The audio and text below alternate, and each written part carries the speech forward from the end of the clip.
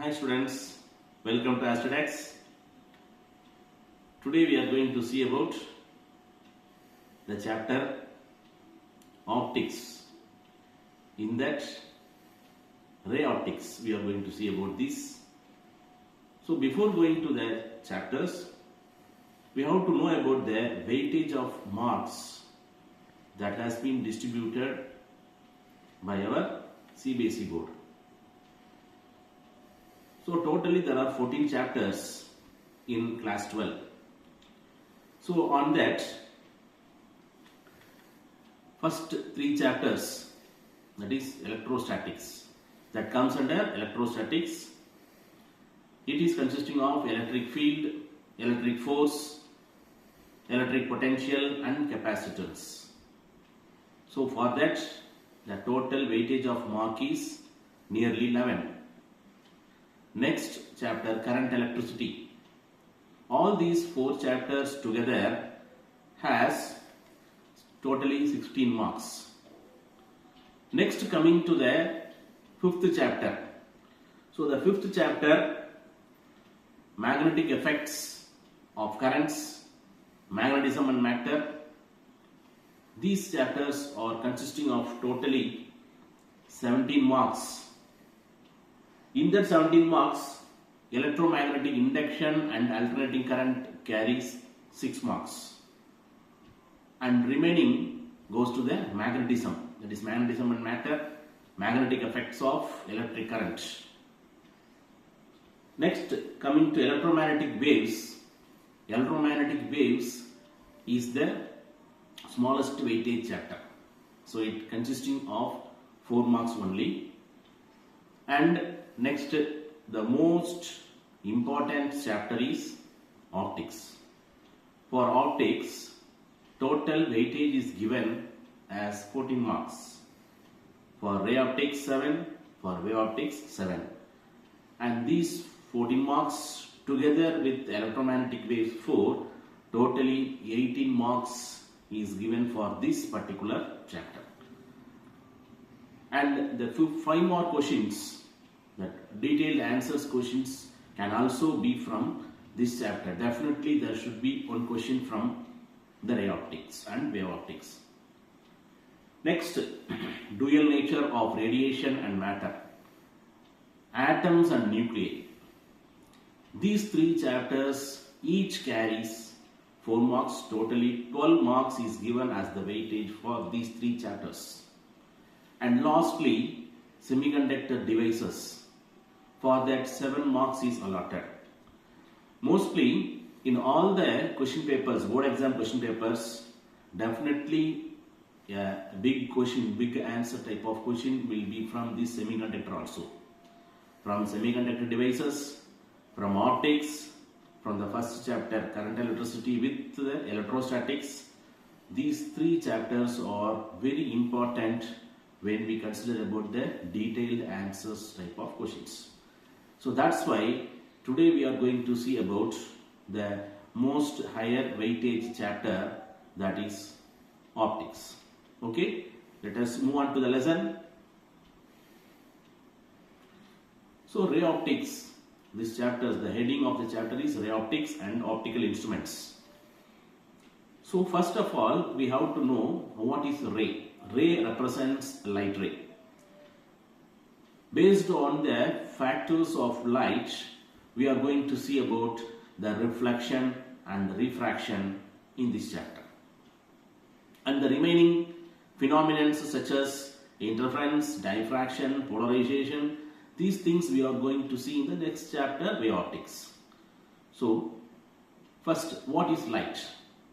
Light is a kind of energy.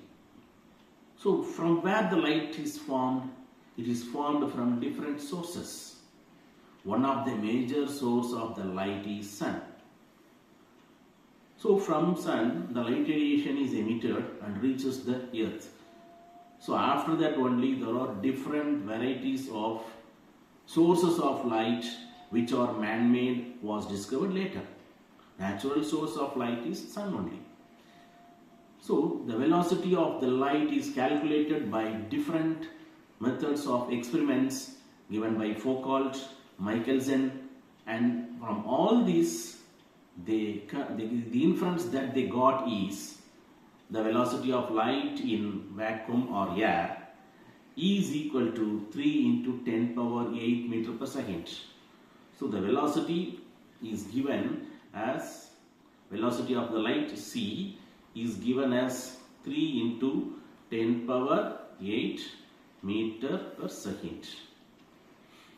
So it is approximated, but accurately you can see that the value is the approximate value. So approximate value is given as 2.9979 and so on into 10 power 8 meter per second. So this is the value that obtained from different experiments done by different scientists, and finally they approximated as 3. Okay, first we have to know here what is ray. Ray is nothing but the path of light. Ray is nothing but the path of light. Light, what phenomenon we are going to see here, whether light is a wave or ray. In some places we are telling that light is a ray, and in some other places we are telling it as a wave. So that's why it is classified into ray optics as well as wave optics. So which makes this difference? And what kind of the characteristic makes such difference? That we have to clear about it. So when we consider the light as a wave, we have to follow the wave theory given by Christian Huygens. When the light is considered as ray, we have to follow the quantum theory. Basically, corpuscular theory is also there for explaining light.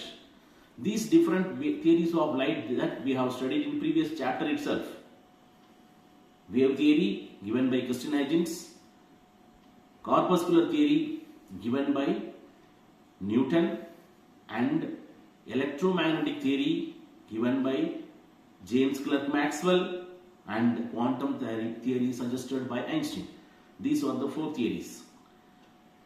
Okay, this wavelength is making such difference for this type of ray optics. So let us consider this is a wave. So when the crust and trough, they are having larger wavelength. If the wavelength is large, then we can say that we can explain this phenomenon by using the wave theory. If the wavelength is too short, how we can say that this is a wave? See here, I am drawing this. So this is a wave only, but it appears like a bunch of radiation. So you can see that this is a brighter as well as broader beam of light. So like that. So here we cannot classify that it is a wave because the wavelength is too short. When the wavelength is too short, it appears like a bunch of beam or ray. So in that place we are explaining by means of ray optics, and in the previous case, if it appears like a wave having larger wavelength, then we can use the wave theory. So that is the differences between these two. Okay. When the light waves are considered, all the electromagnetic waves or rays comes under this ray optics. Okay. Here, first phenomenon is reflection. So first we are going to see about the reflection, and these reflection we might have studied in the lower classes itself. Reflection of light. So what is meant by reflection?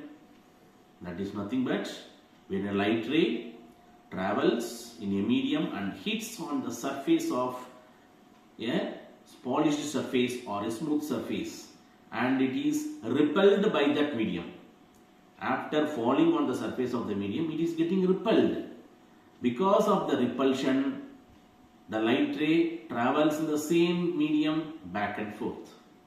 That's why we call this phenomenon as reflection. See here, light ray falls on a surface So mostly we consider that surface as a plane mirror. And plane mirror, so where the light is made to fall on that point is called point of incidence. So see here, this is the point of incidence, so let it be A. And at the point of incidence, the medium reflects because of the repulsion, and it is reflected back in the same medium. So that is called as the reflected ray. At the point of incidence, you have to draw a normal. Normal is nothing but the perpendicular ray. Then angle between the incident ray and the normal is taken as angle of incidence, and the angle between the normal and the reflected ray is considered as angle of reflection. See, when we draw the diagram, definitely you have to put the arrow mark in which direction it is coming. So without the arrow, a ray diagram should not be there. Definitely you have to put the arrow sign on the radiation. So that is a must. So when we look at this phenomenon, reflection happened on the plane surfaces. Not only in plane surfaces, spherical surfaces also the reflection is happening. These things we are going to see here. And in this we have to keep one more point. That is nothing but law of reflection. What is the law states that it consisting of 2 points. First one, the incident ray, normal, the reflected ray lie on a same plane. Lie on a same plane. This is the first law, first part. Second one, the angle of incidence is equal to angle of reflection. The angle of incidence is equal to the angle of reflection. So this we studied in previous classes itself. So now next we are going to see here about the reflection at spherical surfaces. Before going to reflection at the spherical surfaces, we have to know about the corpuscular theory, refraction hypothesis and reflection also. So let us consider, I already told you that ray is nothing but the path of a light. Path of a light is called ray, and a bunch of rays is called as beam. Bunch of rays are called beam. So when we consider about the beams, beam is classified into 3 categories. Beams. First one, if the light rays are parallel. See, look at this place. Light rays are parallel. All the light rays are moving parallelly and in the medium. It is moving parallelly in the medium. So they are called as parallel beam of light. Parallel beam of light. Well, parallel beam, that's enough. And when the beams are starting from a point and it is continuously moving with angular separation, they are called as divergent beam. These beam we call it as divergent beam. So divergent beam, it starts from same point and moves in the different angles. So the separation between the beam is going on increasing. See, look at this diagram. The space between the 2 beams is going on increasing, and that's why we call it as divergent beam. And opposite to that, the light rays which are coming from different places and it is merging at a particular point. It is merging at a particular point. See, look at this diagram.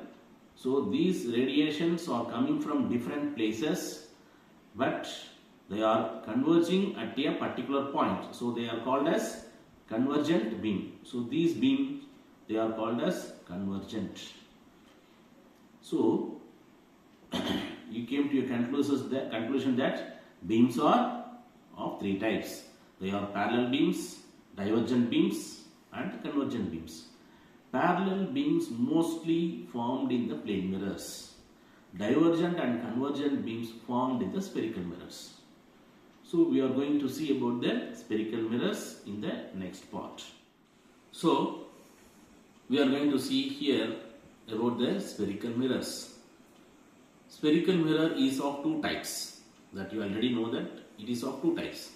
One is convex mirror and another one is concave mirror. Before going to that, we have to know about the rays for the spherical mirrors. They are marginal rays and paraxial rays. The geometric center is known as pole.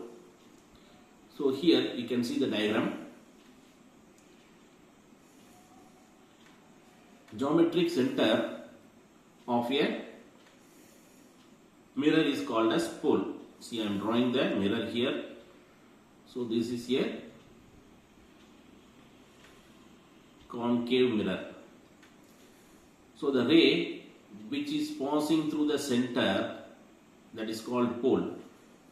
That ray we call it as principal axis. Principal axis is a light ray which is exactly passing through the pole. Near to the principal axis, the ray which are drawn near to the principal axis is called paraxial rays. So the paraxial rays are very much closer to the principal axis. The light rays which are farther and at the edge, nearly it is passing through the edge, they are called as marginal rays. So in all the places we are going to consider about the paraxial rays only. All the light rays which are closer to the principal axis, that is taken into account. Okay. The pole and principal axis. Not only the pole and principal axis, there are some important points on the mirrors that we have to see one by one. Next, Cartesian sign conventions for the mirrors. Normally, the Cartesian sign convention is taken in the graph. In mathematics, we are dealing with the graph. So here, positive x-axis, positive y-axis, and negative x-axis, negative y-axis, like that. Here also we are going to consider about the Cartesian coordinates. Now look at the diagram. So here, this is the concave mirror given here. See the center point. So this point, that is the point we call it as pole. Normally, all the light rays are incident towards right from left. All the objects are always placed in left side only. That is the general convention. Left side we are keeping the object.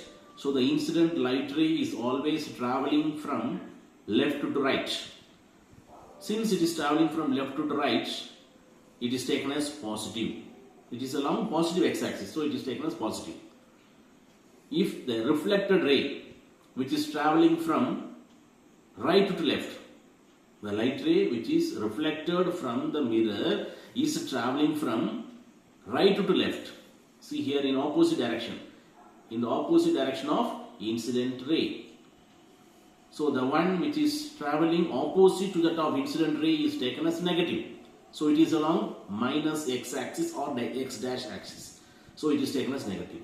Likewise, the height of the object or the size of the object is measured from the principal axis towards upward direction. So it is a positive y-axis. So it is taken as positive.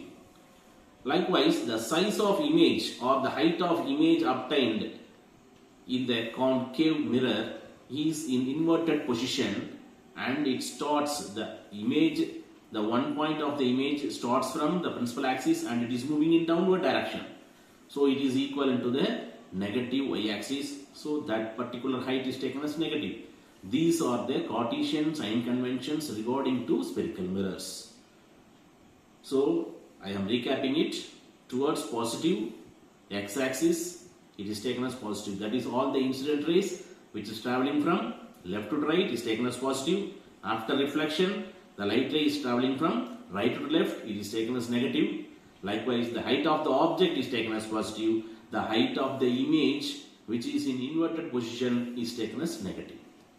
All the distance should be always measured from pole.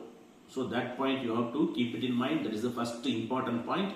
All the distances are measured from the pole only. See here, this is the point pole. and from that only we have to measure all the distances. These things we have to keep it in mind while measuring the distances. Okay, boys. Next point, focal length and the radius of curvature. Focal length and radius of curvature of the spherical mirrors. So look at this diagram, both concave and convex. See here, both the concave and the convex diagram is given. The principal focus, in concave mirror we are getting the converging beams, but in convex mirror we are getting the diverging beam. While getting the diverging beams, we have to draw the particular point where the image is formed. See, since it's a virtual image, in concave mirrors we are getting real image. It is the actual formation of the image, but in convex we are getting virtual image only.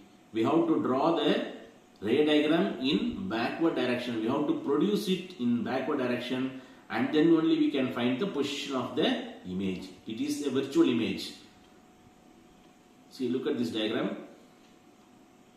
Now we are drawing a concave mirror. The light ray, this is the principal axis. A light ray which is parallel to principal axis. After reflection, it is passing through a particular point. It is passing through a particular point. All the reflected rays are passing through a particular point, and that point we call it as focus. And the geometric center, that point we call it as pole. The distance between the focus and pole, the principal focus and pole, we call it as focal length, that is given as small f. And next one, the curvature. So you can think that it is a circular one. The spherical surface is a part of a large sphere. For that sphere, we are having a particular point as center, and that center we call it as center of curvature. And that center we call it as center of curvature. So here like this, a larger, for that is a separate center, and that center we call it as center of curvature. The distance between the center of curvature and pole we call it as radius of curvature.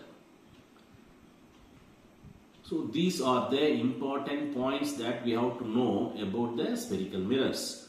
So I am repeating. First one is the pole, that is geometric center, and next one, after reflection all the light rays passing through a particular point called focus or principal focus. The light ray which is passing through the pole we call it as principal axis, and the curved surface. For that particular spherical surface, there is a center that we call it as center of curvature. Distance between the center of curvature and the pole is taken as radius of curvature. And one more point, that is called focal plane. The plane of the principal focus we call it as focal plane. So here is the focal plane. So these are the key points that we have to know about the spherical mirrors. Okay. Next, we have to know about the ray diagram. How to draw a ray diagram for finding the image and the objects. Where the object is placed and where the image is formed, and the relation between the radius of curvature and the focus, focal length, and the mirror formula. These are the important points that we can see in the next class. I hope you might have understood all the points. So later we will see through AstraDex. Thank you, students.